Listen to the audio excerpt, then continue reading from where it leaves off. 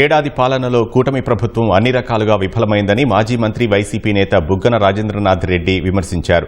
ఇచ్చిన హామీలన్నీ నెరవేర్చిన వైసీపీని కాదని గాల్లో మేడలు కట్టిన టీడీపీని ప్రజలు గెలిపించారని బుగ్గన అన్నారు. ఇచ్చిన హామీలను నెరవేర్చకుండా కూటమి ప్రభుత్వం ప్రతిపక్షంపై కక్ష సాధింపులకు పాల్పడుతోందని ఆరోపించారు. పర్ఫార్మెన్స్ వర్సెస్ ప్రామిస్ అంటే మేమేమంటున్నాం, ఇవన్నీ ప్రజలకు చేసినాము, ఏది చేయగలుగుతామో అది చెప్తాము. మీరేమంటారు, ఇది ఇవ్వబోతున్నాం, ఇది ఇచ్చేస్తాం, ఇది రాబోతుంది, ఇది వచ్చేస్తుందని.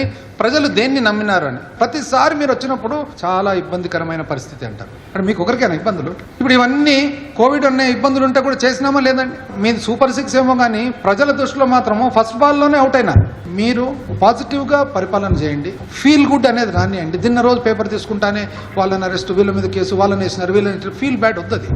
ఫీల్ గుడ్ ఫ్యాక్టర్ ద్వారా ఏ వాగ్దానాలు అయితే ఇచ్చి ఇంటింటికి మరీ తిరిగి చెప్పినారో అవన్నీ కూడా దయచేసి ప్రజలకు మీరు, ఎందుకంటే ఆ బేసిస్ మీదనే మిమ్మల్ని ఎన్నుకునేది, మీరు అవన్నీ కూడా పూర్తి చేసి మీరు ప్రజలకు ఇచ్చిన వాగ్దానాలను కూడా పూర్తి చేయాలని చెప్పి మనస్ఫూర్తిగా కోరుకుంటూ సెలవు తీసుకుంటున్నాను.